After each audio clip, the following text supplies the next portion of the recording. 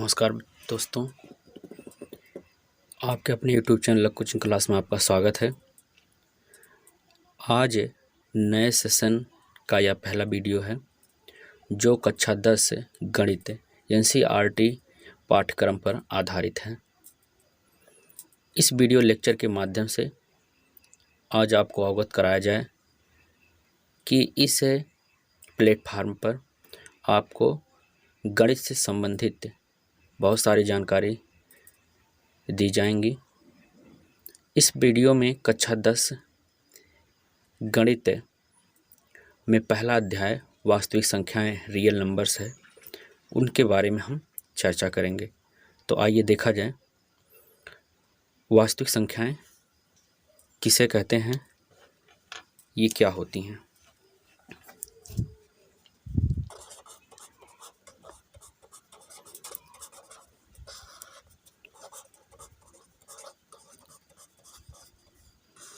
वास्तविक संख्याएं real numbers.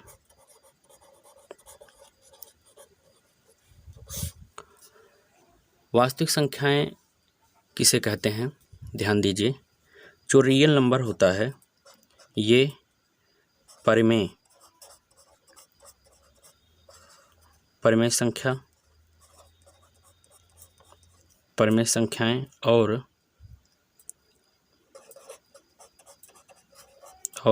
अपरिमेय संख्याओं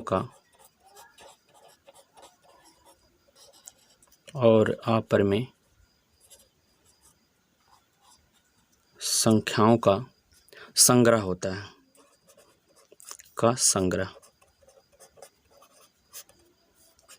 ये बात ध्यान में आपको रखना है। मतलब जो रियल नंबर होते हैं, वास्तविक संख्याएं होती हैं, ये परिमेय संख्याएं और अपरिमेय संख्याओं का एक संग्रह होता है, समूह होता है। कहने का मतलब ये है कि रियल नंबर परिमेय संख्या और अपरिमेय संख्याओं दोनों का यूनियन होता है, समूह होता है। ठीक। वैसे तो आप बता सकते हैं कि संसार की जितनी भी संख्याएं होती हैं, जिसे आप कल्पना कर सकते हैं, सोच सकते हैं, वो सभी संख्याएं किसके अंतर्गत आती हैं, वास्तविक संख्याओं के अंतर्गत आती हैं। ध्यान दीजिए भाई, बताया गया यही कि संसार में जितनी संख्याएं होती हैं जिसे आप बोल सकते हैं, कल्पना कर सकते हैं, या जो भी संख्याएं होती हैं संसार की सारी संख्याएं वास्तविक संख्या के अंतर्गत आती हैं। तो यहाँ से हम बता सकते हैं कि जो वास्तविक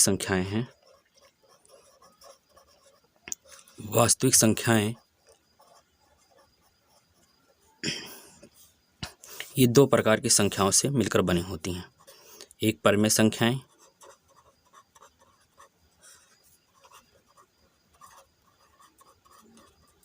और दूसरा अपरिमेय संख्याएं।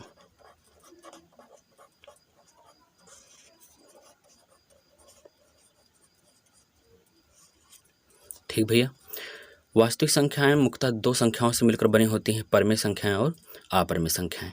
तो सबसे पहले हम समझेंगे कि परिमेय संख्याएं क्या होती हैं। परिमेय संख्याएं, ध्यान दीजिए, आप इसका परिभाषा पिछली क्लास में पढ़ चुके हैं, आज फिर आपको इसकी परिभाषा बताया जाए। वे संख्याएं जो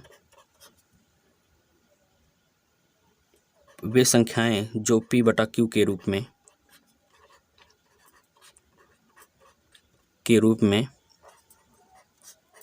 व्यक्त हों।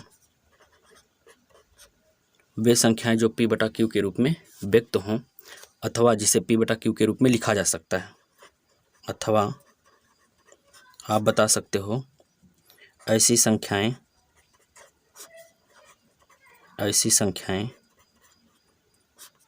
जिन्हें P/Q के रूप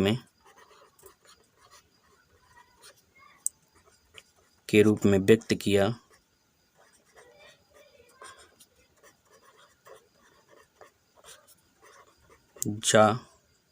ऐसी संख्याएं जिन्हें P/Q के रूप में व्यक्त किए जा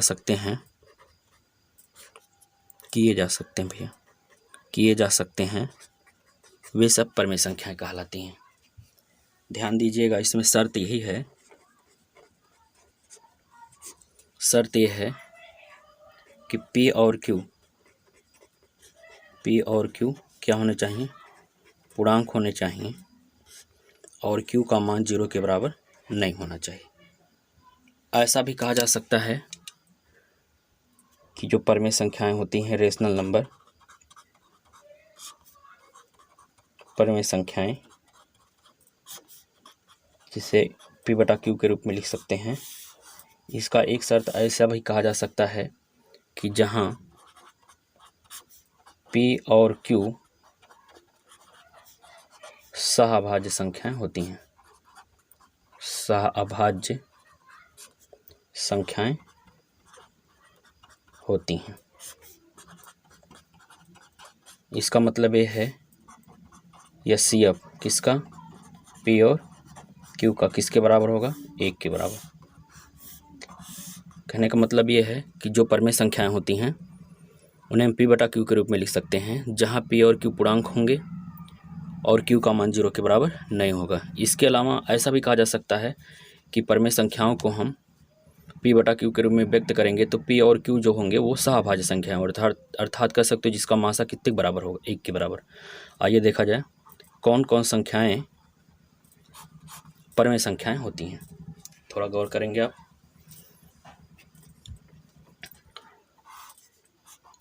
सभी प्राकृतिक संख्याएं, सभी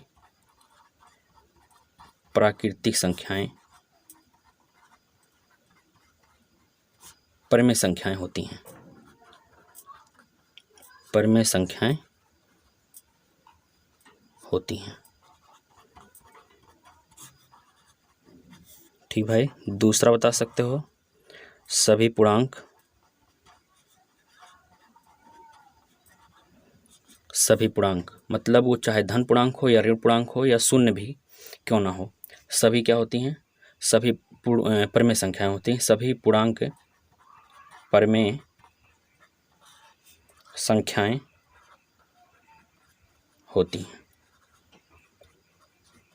ठीक भाई, सभी पूर्ण संख्याएं, पूर्ण संख्याएं परमेय संख्याएं होती हैं, रेशनल नंबर होती हैं।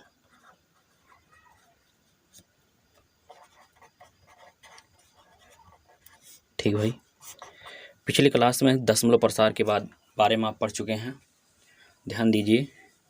शांत दशमलव प्रसार, शांत दशमलव प्रसार भी एक शांत दशमलव प्रसार भी परमेय संख्याएं होती हैं, परमेय संख्याएं होती हैं। ठीक, अशांत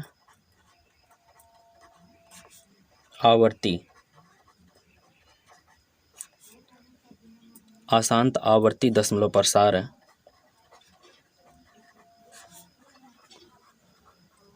भी परमेय संख्याएं होती हैं।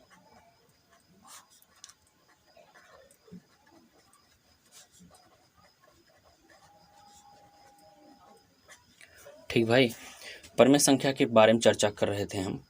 परमेय संख्याएं वे संख्याएं होती हैं जिन्हें पी बटा क्यू के रूप में लिखा जा सकता है या व्यक्त कर सकते हो, अथवा ऐसी संख्याएं जिसे पी बटा क्यू के रूप में लिखा जा सकता है, वो सब क्या कहलाती हैं, परमेय संख्याएं कहलाती हैं। बस शर्त ये होना चाहिए पी और क्यू पूर्णांक होंगे और क्यू का मान 0 के बराबर नहीं होगा। या ऐसा भी कह सकते हैं कि पी और क्यू सहअभाज्य संख्याएं होंगी, अर्थात उनका एचसीएफ मासा कितने बराबर होगा, 1 के बराबर। तो हम यही जानना चाहेंगे कि कौन कौन संख्याएं परमेय संख्या होती हैं। तो संसार में जितने प्राकृतिक संख्याएं हैं सभी प्राकृतिक संख्या किसके अंतर्गत आती हैं, परमेय संख्या के अंतर्गत आती हैं। सभी पूर्णांक परमेय संख्या के अंतर्गत आती हैं। पूर्णांक में वो ऋण पूर्णांक भी होगा तब भी परमेय संख्या होगा, धन पूर्णांक होगा तब भी परमेय संख्या होगा, शून्य भी एक पूर्णांक है, अर्थात शून्य को भी हम परमेय संख्या के रूप में व्यक्त कर सकते हैं, या शून्य भी एक परमेय संख्या होती है। सभी पूर्ण संख्याएं भी क्या होती हैं, परमेय संख्या होती है। शांत दशमलव प्रसार की बात अगर करें, जैसे 2.5, ये शांत दशमलव प्रसार है। कौन सा है भैया, शांत दशमलव प्रसार। और शांत दशमलव प्रसार को हम पी बटा क्यू के रूप में लिख सकते हैं, अर्थात ये परमेय संख्या होगी। आगे लिखा गया अशांत आवर्ती दशमलव प्रसार। मतलब ये है कि जैसे अशांत आवर्ती के अगर बारे में बात करें तो 2.333 ऐसे डॉट डाटा एक ही संख्या की आवृत्ति बार बार होती है, तो ऐसी संख्या अशांत आवर्ती दशमलव प्रसार होती हैं और ऐसी संख्याओं को हम परिमेय संख्या के रूप में व्यक्त कर सकते हैं। ये है अशांत आवर्ती दशमलव प्रसार।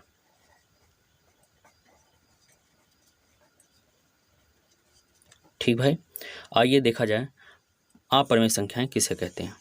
अपरिमेय संख्याएं, अपरिमेय संख्याएं वे संख्याएं होती हैं जिन्हें p/q के रूप में नहीं लिखा जा सकता। आप लिख सकते हैं ऐसी संख्याएं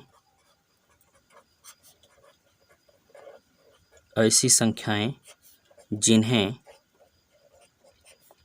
p/q के रूप में नहीं लिखा जा सकता है।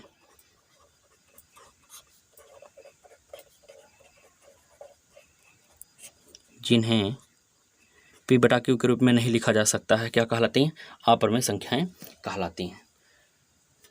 उदाहरण के तौर पर अगर समझें तो किन संख्याओं को हम p/q के रूप में नहीं लिख सकते, आइए देखा जाए। पहला तो आप बता सकते हैं कि पाई एक अपरिमेय संख्या होती है, इसे हम p/q के रूप में नहीं लिख सकते। ठीक भाई, पाई एक अपरिमेय संख्या होती है। दूसरा आप बता सकते हो अशांत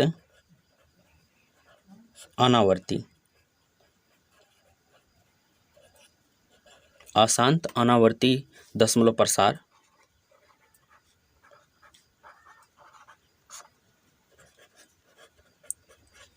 किसके अंतर्गत आती हैं? अपरिमेय संख्या के अंतर्गत आती हैं। ठीक भाई, अंडर रूट यम के रूप की संख्याएं अपरिमेय संख्या होती हैं। बस ये ध्यान में रखना है कि जहां यम किसी संख्या का वर्ग नहीं होना चाहिए, जहां यम किसी संख्या का वर्ग ना हो, जहां यम किसी संख्या का वर्ग ना हो। जैसे